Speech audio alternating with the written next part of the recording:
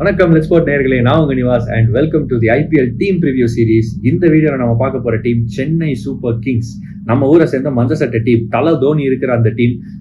In fact வந்து the IPL team with most number of fans அப்படின்னே சொல்லலாம். அத்தனை கோடிக்கணக்கான ரசிகர்கள் இந்த பிரான்சைஸுக்கு இருக்காங்க. அத்தனை ரசிகர்களுமே வந்து மனசுல ஒரே ஒரு கேள்வியோட தான் இருக்காங்க. நம்ம தல தோனி வேற வந்து ஃபிளைட்ல இருந்து இறங்கும்போது ஏர்போர்ட்ல வரும்போது டிஷர்ட்ல மார்ச் கோட்ல வந்து ஒன் லாஸ்ட் டைம் அப்படின்னு இருக்கிற மாதிரி போட்டாங்க. அதை நம்ம ஃபேன்ஸ் எல்லாம் உட்காந்து மார்ச் கோடை டீகோட் பண்ணி அதெல்லாம் வந்து கண்டுபிடிச்சாங்க. ஸோ இது உண்மையிலேயே ஒன் லாஸ்ட் டைமா இல்லையா தல தோனிக்கு அப்படின்றது ஒரு பெரிய கேள்வியா இருக்கு. தல தோனிக்கு லாஸ்ட் சீசன் அப்படின்றத வச்சு இவங்க வந்து டிக்கெட் வித்துட்டு இருக்காங்க சென்னையில. அந்த கூத்தெல்லாம் நம்ம பார்த்துட்டு இருக்கோம். பட் எனிவே, ஃபேன்ஸுக்கு இருக்கிற மிக முக்கியமான கேள்வி வந்து, இது தல தோனிக்கான லாஸ்ட் சீசனா இருந்தா அவர் வந்து ஒரு கப்போட ரிட்டையர் ஆக வைப்பாங்களா, ஒரு சென்ட் ஆஃப் வந்து ப்ராப்பரா இன் ஸ்டைல் கொடுப்பாங்களா ஒரு ஐபிஎல் கோப்பையோட அப்படின்ற ஒரு கேள்வி இருக்கும். இந்த டீம் அதை செய்யறதுக்கான எபிலிட்டிஸோட இருக்கா இல்லையா அப்படின்றத நம்ம இன்னைக்கு பார்க்க போறோம். ஃபைனல்ஸுக்கு இந்த டீம் போனா ஃபைனல்ஸை ஜெயிக்க முடியுமா அப்படின்ற கேள்விக்கு என்ன பொறுத்த வரைக்கும் கொஞ்சம் டவுட்ஃபுல்னு தான் சொல்லுவேன். அதுக்கு என்ன காரணம்ன்றத நம்ம டீமை டீட்டெயிலா பார்க்கும்போது தெரியும். ஆக்ஷன்ல இவங்க வந்து ஒரு பெர்ஃபெக்டான ஒரு ஸ்ட்ராட்டஜி ஃபாலோ பண்ணியிருக்காங்கன்னு நான் சொல்லுவேன். ஆனா அந்த ஸ்ட்ராட்டஜி பிளே ஆஃப்ஸ் போற வரைக்கும் தான் யூஸ் ஆகும். பிளே ஆஃப்ஸுக்கு இந்த டீம் கண்டிப்பா போகும்னு நான் நினைக்கிறேன். காரணம் இவங்க அந்த ஆக்ஷன்ல ஃபாலோ பண்ண அந்த ஸ்ட்ராட்டஜி தான். சென்னையில 7 மேட்ச் ஆட போறோம்னு தெரியும். அந்த 7 மேட்ச்ல 5 மேட்ச் மினிமம் ஜெயிச்சிடலாம் அப்படின்ற ஒரு மைண்ட் செட்ல தான் அவங்க வந்து இந்த மாதிரி ஒரு டீம் எடுத்திருக்காங்கன்னு நான் நினைக்கிறேன். இந்த டீம் பெர்ஃபெக்டா இருக்கும் சென்னையில மேட்ச் ஜெயிக்கிறதுக்கு. ருத்ராஜ் கெய்க்வாட் கேப்டன், அவர் தான் ஓப்பன் பண்ண போறாரு. ஆனா அவர் கூட யார் ஓப்பன் பண்ண போறாங்கன்றது ஒரு கேள்வி. எக்ஸ்பீரியன்ஸ்டான டெவான் கான்வே மறுபடியும் டீம்ல எடுத்திருக்காங்க. ரச்சின் ரவீந்திரா ரொம்பவே கம்மியான பிரைஸ்லயே வந்து ஆப்ஷன்ல எடுத்துட்டாங்க. நம்ம மும்பை இந்தியன்ஸுக்கும் பேசியிருந்தோம், எப்படி சாண்ட்னர் இவ்வளவு கம்மியான பிரைஸுக்கு எடுக்க விட்டாங்க மற்ற டீம்ஸ் அப்படின்னு. அதே மாதிரிதான் ரச்சின் ரவீந்திரா ரொம்ப கம்மியான பிரைஸுக்கு வந்து எடுக்க விட்டுருக்காங்க மற்ற டீம்ஸ் அப்படின்னு நான் நினைக்கிறேன். பட் அட்லீஸ்ட் போன சீசன் வந்து அவர் ஃபார்ம்ல இல்லை அப்படின்றத வச்சு அந்த மாதிரி யோசிச்சிருப்பாங்க அப்படின்ற மாதிரி தோணுது. பட் எனிவே, ஃபென்டாஸ்டிக் ஃபார்ம்ல உள்ள வந்துட்டு இருக்காரு ரச்சின் ரவீந்திரா. ஒரு ஆல்ரவுண்டர், அவரால் பவுலிங்கும் போட முடியும். பவுலிங் ஆப்ஷன், ஆல்ரவுண்டர் அண்ட் நல்ல ஃபார்ம் இருக்கு அப்படின்றத கன்சிடர் பண்ணி அவர் ஆடுவாங்களா, இல்ல எக்ஸ்பீரியன்ஸ்டு குதிரை அப்படின்னு எப்பயுமே வந்து இந்த எக்ஸ்பீரியன்ஸை விரும்பக்கூடிய சென்னை சூப்பர் கிங்ஸ் வந்து மறுபடியும் டெவான் கான்வே கிட்ட போவாங்களா அப்படின்றத பொறுத்து இருந்து பார்க்கணும். பட் இவங்க 2 பேர்ல யார் ஆட போறாங்க அப்படின்றது வினோதமான ஒரு விஷயம். என்ன அப்படின்னா, இந்த கேள்விக்கான பதில் வந்து தோனியினுடைய ஃபிட்னஸ்ல இருக்கு அப்படின்னு நான் நினைக்கிறேன். தோனி இன்கேஸ் ஃபுல்லி ஃபிட்டா இருக்காரு, அவரால் 20 ஓவர் விக்கெட் கீப்பிங் பண்ண முடியும் அப்படின்ற ஒரு சிச்சுவேஷன் இருக்கு அப்படின்னா, அப்ப அவங்க தைரியமா ரச்சின் ரவீந்திராவை ஆடலாம். ஆனா இன்கேஸ் அந்த மாதிரி இல்ல, தோனியோட ஃபிட்னஸ்ல சில கன்சர்ன்ஸ் இருக்கு, அவரால் 20 ஓவர் வந்து விக்கெட் கீப்பிங் பண்ண முடியாதுன்ற மாதிரியான நிலைமைகள்ல அவங்க டெவான் கான்வேக்கு தான் போவாங்கன்னு நான் நினைக்கிறேன். காரணம், டெவான் கான்வே ஒரு டீசென்டான விக்கெட் கீப்பர்.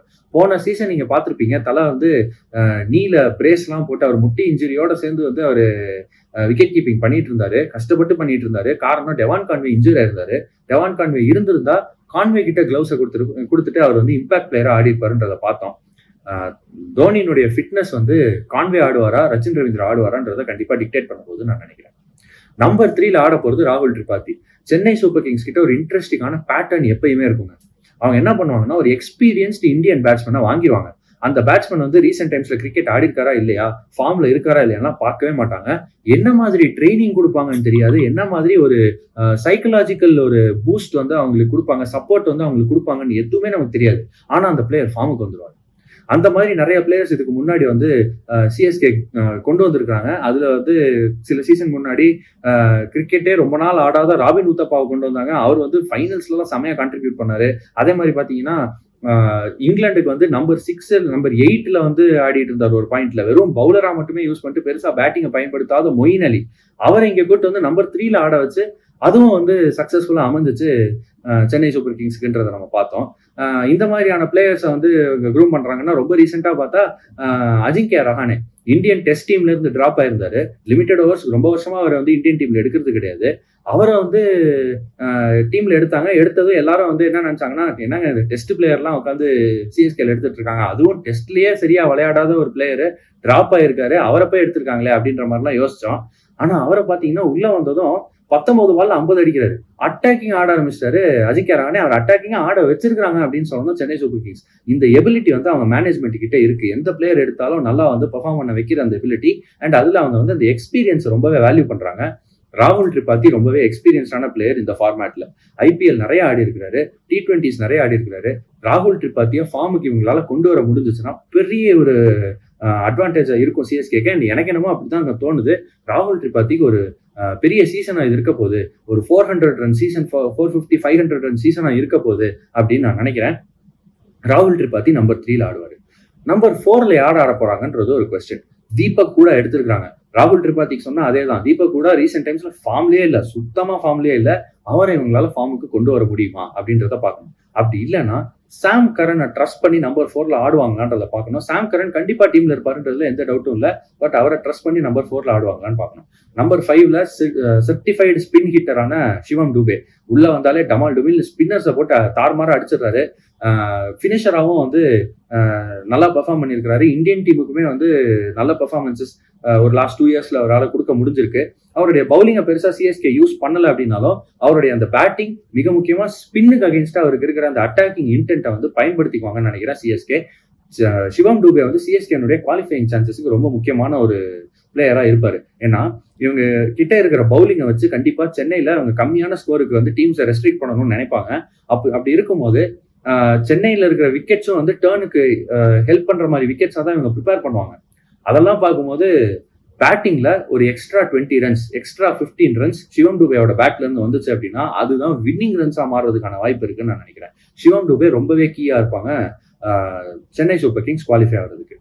இப்போ இந்த மிடில் ஆர்டர்ல நம்ம சிவம் டூபே பத்தி பேசிட்டோம். அடுத்து வரப்போறது MS தோனி அண்ட் ரவீந்திர ஜடேஜா. இந்த 2 பேர்ல ஏதாவது ஒரு ஆர்டர்ல வருவாங்க. ரவீந்திர ஜடேஜா முன்னாடி வரதுக்கான வாய்ப்பு இருக்கு. MS தோனி போன சீசன் மாதிரியே வந்து லாஸ்ட் 2 ஹவர்ஸ் வரதுக்கான வாய்ப்பு தான் இருக்குன்னு நான் நினைக்கிறேன். பட் இவங்க 2 பேரோட பேட்டிங்குமே ரொம்ப கீயா இருக்க போகுது. அண்ட் இதுல என்ன கேள்வி நமக்கு இருக்கு அப்படின்னா, ரவீந்திர ஜடேஜாவும் பெருசா ரீசெண்ட் டைம்ஸ்ல பேட்டிங் ஆடல, பவுலிங்ல ஃபேண்டாஸ்டிக் ஃபார்ம்ல உள்ள வராரு சாம்பியன்ஸ் ட்ரோஃபில இருந்து. ஆனா அவர் பெருசா பால்ஸ் ஃபேஸ் பண்ணல இந்த சாம்பியன்ஸ் ட்ரோஃபில. பெருசா அவர்கிட்ட இருந்து ரீசெண்ட் டைம்ஸ்ல பேட்டிங் பெர்ஃபார்மன்ஸஸும் வரல. அப்படி இருக்கும்போது ரவீந்திர ஜடேஜா அவருடைய பேட்டிங் உண்மையிலே தேவைப்படுமா சிஎஸ்கேக்கு? தேவைப்படும் போது அவரால் வந்து பெர்ஃபார்ம் பண்ண முடியுமா அப்படின்ற கேள்விகள் இருக்கு. இந்த இடத்துல மேபி இந்த மிடில் ஆர்டர்ல ஒரு பிளேயரை இம்பாக்ட் பிளேயராவோ இல்ல அந்த 11லயே கூட அவங்க யூஸ் பண்றதுக்கான வாய்ப்பு இருக்கு. அந்த பிளேயர் தான் விஜய் சங்கர். நிறைய பேர் வந்து விஜய் சங்கர் மேல நிறைய கிரிட்டிசிசம்ஸ் இதுக்கு முன்னாடி வச்சிருக்கோம், நிறைய காரணங்களுக்காக வச்சிருக்கோம். பட் ரீசெண்ட் டைம்ஸ்ல அவருடைய பேட்டிங் கொஞ்சம் இம்ப்ரூவ் பண்ணியிருக்காரு அப்படின்றது ஒரு பக்கம். பட் சிஎஸ்கே அதுக்காக எல்லாம் பார்க்க மாட்டாங்கன்னு நினைக்கிறேன். சிஎஸ்கே விஜய் சங்கரை வந்து ப்ரிஃபர் பண்ண போது ஒரே ஒரு ரீசனுக்கு, அவருடைய அந்த எக்ஸ்பீரியன்ஸ் பிளேயிங் இன் சேப்பாக். சென்னையை சேர்ந்த இந்த வீரர் சேப்பாக்ல நிறைய ஆடி இருக்கிறாரு அப்படின்ற ஒரே காரணத்துக்காக விஜய் சங்கருக்கு ஒரு ப்ரிஃபரன்ஸ் கொடுப்பாங்க சென்னையில் ஆடுற மேட்சஸ்ல நான் நினைக்கிறேன். கண்டிப்பா விஜய் சங்கர் மிடில் ஆர்டர்ல ஆடுவாரு. அவர் எப்படி ஆடுறாரு அப்படின்றத பொறுத்து வந்து பார்க்கலாம். பேட்டிங் ஆர்டர் இந்த மாதிரி இருக்கு. இந்த பேட்டிங்ல நிறைய கேள்விகள் இருக்கு. நீங்க தீபக் ஹூடா எடுத்துக்கிட்டாலும் சரி, விஜய் சங்கர் எடுத்துக்கிட்டாலும் சரி, ராகுல் திரிபாதி எடுத்துக்கிட்டாலும் சரி, அவங்க ஃபார்ம் ஒரு கேள்விக்குறியா தான் இருந்திருக்கு. சென்னை சூப்பர் கிங்ஸ் அவங்களை ஃபார்முக்கு கொண்டு வரக்கூடிய ஒரு பிரான்சைஸ் அப்படின்றத நம்ம சொன்னோம். ஆனா அதை அவங்க சரியா செய்யல. நேரத்துக்கு அந்த பிளேயர்ஸ் எல்லாம் ஃபார்முக்கு வரல அப்படின்னா பிளே ஆஃப்ஸ் போறதுக்கான வாய்ப்புகளே வந்து ரொம்பவே கம்மியா இருக்கிறதுக்கான வாய்ப்பு இருக்கு. அது மட்டும் இல்லாம டெவான் கான்வேயோட ஃபார்மும் வந்து சிறப்பா இல்ல. ஒருவேளை ரச்சின் ரவீந்திரா ஆடாம இவங்க டெவான் கான்வே தான் ஆடுறாங்க அப்படின்னா கான்வே எப்படி பெர்ஃபார்ம் பண்றாரு அப்படின்றதையும் நம்ம பார்க்கணும். இந்த லைனப்ல எங்கேயாவது வந்து ரச்சின் ரவீந்திராவை ஃபிட் பண்ண முடியுதான்னு அவங்க கண்டிப்பா ட்ரை பண்ணுவாங்கன்னு நான் நினைக்கிறேன். ஆனா நீங்க சாம் கரன் ஆடணும் அப்படின்ற பட்சத்துல ரச்சின் ரவீந்திராவை உங்களால ஆட முடியாது அன்லஸ் டெவான் கான்வே டிராப் பண்ணா அப்படின்ற மாதிரி தான் இருக்கு அப்படின்றது என்னுடைய கருத்து. இவங்க இந்த பிளேயிங் 11 எப்படி கன்ஸ்ட்ரக்ட் பண்றாங்க, என்ன மாதிரியான பேட்டிங் ஆடுறாங்க அப்படின்றது ரொம்பவே முக்கியம். சென்னையை பொறுத்த வரைக்கும் இங்க இருக்கிற பேட்ஸ்மேன் எல்லாருமே நல்ல பேட்ஸ்மேனா இருப்பாங்க ஸ்பின்னுக்கு அகேன்ஸ்டா.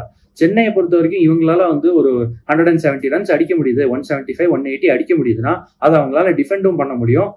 அண்ட் உள்ள வர டீம் ஃபர்ஸ்ட் பேட்டிங் ஆடுறாங்கன்னா அவங்கள ஒரு 160 170க்குள்ள ரெஸ்ட்ரிக்ட் பண்ணிட்டு அதை அவங்களால சேஸும் பண்ண முடியும். அந்த மாதிரி ஒரு பேட்டிங்கா தான் இருக்கு.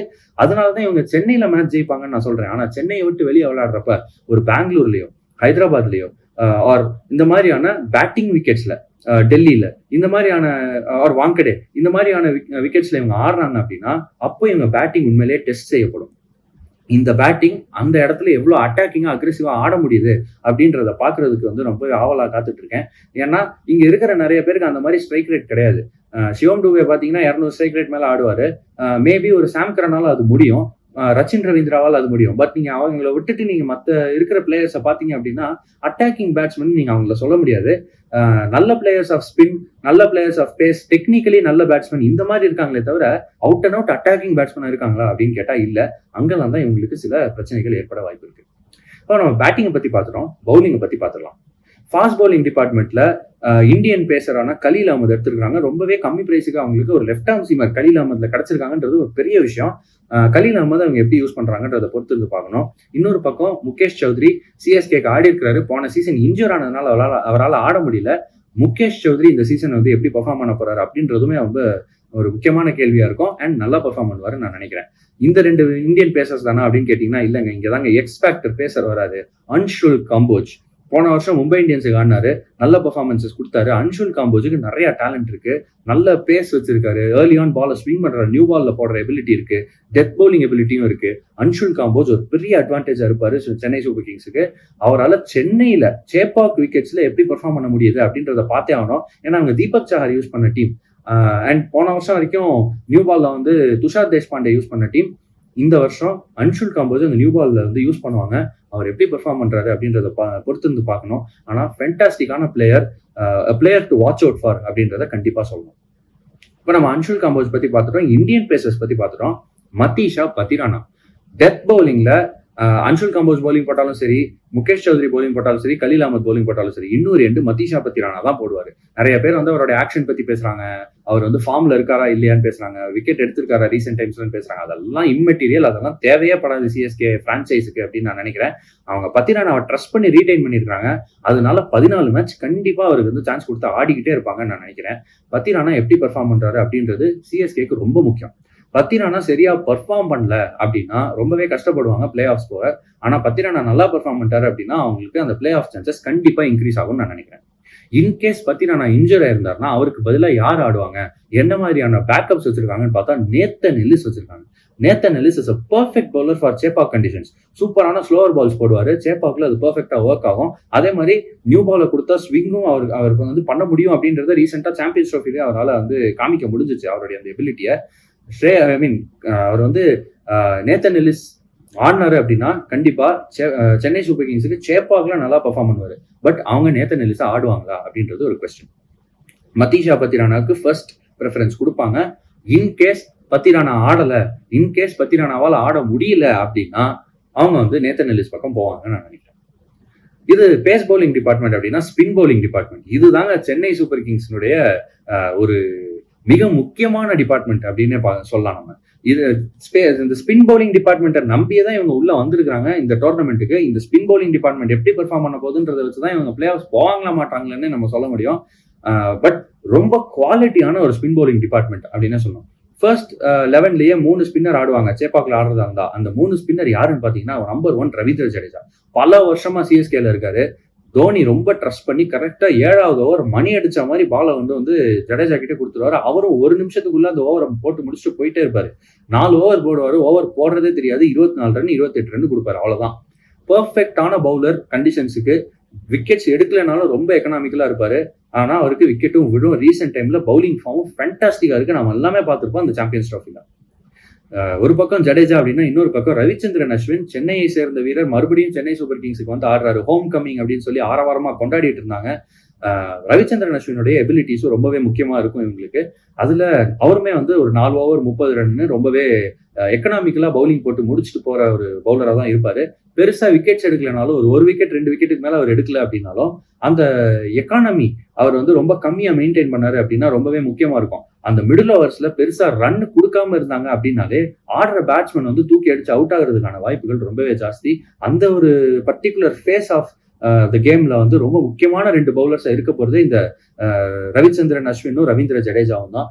இவங்க 2 பேரும் எப்படி பெர்ஃபார்ம் பண்றாங்க அப்படின்றதும் ரொம்பவே முக்கியமா இருக்க போது. என்னை பொறுத்த வரைக்கும் ரொம்பவே டிபெண்டபிளான பிளேயர்ஸ். இங்க எந்த கேள்வியுமே கிடையாது. இவங்க 2 பேருமே நல்லா பெர்ஃபார்ம் பண்ண போறாங்க அப்படின்னு தான் நான் நினைக்கிறேன். மூணாவதா இவங்களுடைய மெயின் ஸ்பின்னர் 10 கோடி கொடுத்து எடுத்திருக்காங்க. அது அந்த ஒரு காரணத்தினால மட்டும் இவங்க மெயின் ஸ்பின்னர் கிடையாது. அதை தாண்டி இவர் தான் அதிகமா விக்கெட் எடுக்க போற ஸ்பின்னர் அப்படின்னு நான் நினைக்கிறேன். அவர் தான் நூர் அகமது.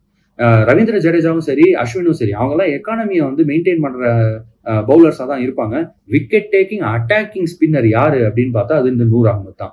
ஆப்கானிஸ்தானை சேர்ந்த இந்த லெஃப்ட் ஆர்ம் சைனாமேன் பவுலர், அதாவது லெஃப்ட் ஆர்ம் லெக் ஸ்பின்னர். அவர் வந்து சென்னையில அவருக்கு என்ன மாதிரி பர்ச்சேஸ் கிடைக்குது அப்படின்றத பார்க்கணும். என்ன மாதிரியான ஒரு ஹெல்ப் வந்து அந்த பிட்ச்ல இருந்து கிடைக்குதுன்றத பார்க்கணும். அதெல்லாம் வச்சு பார்க்கும்போது இன்கேஸ் சென்னையில அவருக்கு வந்து நல்ல ஒரு சப்போர்ட் இருக்கு அந்த பிட்ச்ல இருந்து அப்படின்னா அவர் வந்து கண்டிப்பா பர்பிள் கேப்புக்கு ஒரு கண்டென்டரா இருப்பாருன்னு நான் நினைக்கிறேன். நூர் அகமது விக்கெட்ஸ் எடுப்பாரு. இந்த 2 ஸ்பின்னர்ஸ் வந்து ரன்னை வந்து கண்ட்ரோல் பண்ணுவாங்க. இதை வச்சே அவங்க 7 மேட்ச் இல்ல 5 மேட்ச் கண்டிப்பா சென்னையில ஜெயிக்க முடியும்னு நான் நினைக்கிறேன். அப்படி ஜெயிச்சாங்கன்னா 5 மேட்ச் ஜெயிச்சா 10 பாயிண்ட். மீதி ஆடுற மேட்சஸ், வெளியே போய் அவையில ஆடுற மேட்சஸ்ல அவங்க ஒரு 2 மேட்ச் இல்ல 3 மேட்ச் அவங்களால ஜெயிக்க முடிஞ்சிச்சு அப்படின்னாலே அவங்க வந்து 14 to 16 பாயிண்ட்ஸுக்கு வந்துருவாங்க. அண்ட் இன்ஃபேக்ட் வந்து இந்த டீம் சென்னையில 7க்கு 7 மேட்ச் ஜெயிச்சு 14 பாயிண்ட் வாங்குறதுக்கான வாய்ப்பே இருக்கு. அந்த மாதிரி எல்லாம் பண்ணாங்க அப்படின்னா இவங்க கண்டிப்பா வந்து பிளே ஆஃப் போயிருவாங்க அப்படின்னே சொல்லலாம். இதை தான் அவங்க பிளான் பண்ணி ஆக்ஷன்ல வந்து பண்ணியிருக்காங்க அப்படின்றத நம்ம பாக்குறோம். பட் கொஸ்டின் எங்க வரும் அப்படின்னா, இந்த பவுலிங் அட்டாக் எங்கெல்லாம் யூஸ் ஆகாதோ அங்கெல்லாம் தான் இவங்க வந்து எக்ஸ்போஸ் ஆவாங்கன்னு நான் நினைக்கிறேன். ஃபார் எக்ஸாம்பிள் வாங்கடையில நீங்க வந்து 3 ஸ்பின்னர் ஆட முடியாது, நீங்க 2 ஸ்பின்னர் தான் ஆடணும். அப்போ நீங்க வந்து ஒரு 100 அகமதுக்கு பதிலாக நீங்க வேற வழியே கிடையாது, நேத்தன் எல்லிஸ் ஆடியே ஆகணும். அந்த மாதிரி சுச்சுவேஷன்ஸ்ல இவங்களோட பேட்டிங்கும் எப்படி ஆட போகுதுன்றதை பார்க்கணும். நீங்க மும்பை இந்தியன்ஸோட ஆடும்போது மும்பை கடைசி வரைக்கும் அட்டாக் பண்ணிக்கிட்டே இருப்பாங்க. அவங்க ஒரு 240 அடிக்கிறாங்கன்னா இந்த டீமால சேஸ் பண்ண முடியுமா? இது ஒரு கேள்வி. சப்போஸ் எஸ்ஆர்ஹெச் கூட ஆடுறாங்க ஹைதராபாத்ல அப்படின்னு வச்சுக்கலாம். ஹைதராபாத்லயும் எப்படிதான், நீங்க பெருசா பால் டேர்ன் ஆகும்னு எதிர்பார்க்க முடியாது. பால் வந்து ஸ்லோவாலாம், அதாவது பிட்ச் வந்து ஸ்லோவாலாம் பிஹேவே ஆகாது. பால் வந்துகிட்டே இருக்கும் பேட்டுக்கு. அதே மாதிரி பேட்ஸ்மேன் அடிச்சுக்கிட்டே இருப்பாங்க. நீங்க ஒரு Travis head, Abhishek Sharma, Nitish Kumar, Henrik Klaasen, இந்த மாதிரி ஒரு பேட்டிங் லைனப். அதுலயும் முக்கியமா கிளாசன் வந்து ஃபென்டாஸ்டிக் பிளேயர் ஆஃப் ஸ்பின். நீங்க கிளாசனுக்கு வந்து ஒரு அஸ்வின் ஒரு 100 அகமது பவுலிங் போட்டா அவர் கண்டிப்பா அடிச்சிருவாரு. இந்த மாதிரியான ஒரு சுச்சுவேஷன்ல அவங்க எஸ்ஆர்ஹெச் வந்து ஒரு 260 270 அடிக்கிறாங்கன்னா அதை இவங்களால சேஸ் பண்ண ட்ரையாவது பண்ண முடியுமா அப்படின்ற ஒரு கேள்வி இருக்கும். ஜென்ரலாவே 200க்கு மேல இந்த டீமால சேஸ் பண்ண முடியுமான்ற கொஸ்டின் வந்து போன சீசனும் இருந்துச்சு. இப்பயும் அந்த பேட்டிங் மேல அதே கேள்வி இருக்கு அப்படின்றத நம்ம பாக்குறோம். என்னதான் இருந்தாலும் சேப்பாக்ல விளையாடுற எல்லா மேட்சஸையும் ஜெயிக்கணும்னு நினைப்பாங்க. சென்னை சூப்பர் கிங்ஸ் அந்த சேப்பாக் ஹோம் அட்வான்டேஜை வச்சே பிளே ஆஃப்ஸ் வந்துருவாங்கன்னு நான் நினைக்கிறேன். ஆனா பிளே ஆஃப்ஸ் வந்தா அவங்களால ஜெயிக்க முடியுமா? ஏன்னா இந்த வாட்டி பிளே ஆஃப்ஸ் வந்து ஹைதராபாத்லயும் கொல்கட்டாலையும் நடக்க போகுது. அங்க இவங்களுடைய இந்த ஸ்பின் பவுலிங் பருப்பு வேகுமா, இல்ல இவங்க ரொம்ப கஷ்டப்படுவாங்களா அப்படின்றது நீங்க என்ன நினைக்கிறீங்க அப்படின்னு கமெண்ட்ல சொல்லுங்க. என்ன பொறுத்த வரைக்கும் இந்த டீம் பிளே ஆஃப்ஸ் போகிற வாய்ப்பு அதிகமா இருக்கு. அதை தாண்டி போகுமான்னு கேட்டா இல்லைன்னு நான் சொல்லுவேன். நீங்க என்ன நினைக்கிறீங்கன்றத கமெண்ட்ல சொல்லுங்க. நிறைய சென்னை சூப்பர் கிங்ஸ் ஃபேன்ஸ் இருப்பீங்கன்னு நினைக்கிறேன். இது தோனியுடைய லாஸ்ட் சீசனா இல்லையா அப்படின்றதையும் கமெண்ட்ல சொல்லுங்க. அடுத்த வீடியோல உங்களை வந்து நான் சந்திக்கிற வரைக்கும், until then, please take care. Please like, share and subscribe. This has been so much pleasure for me. Thank you.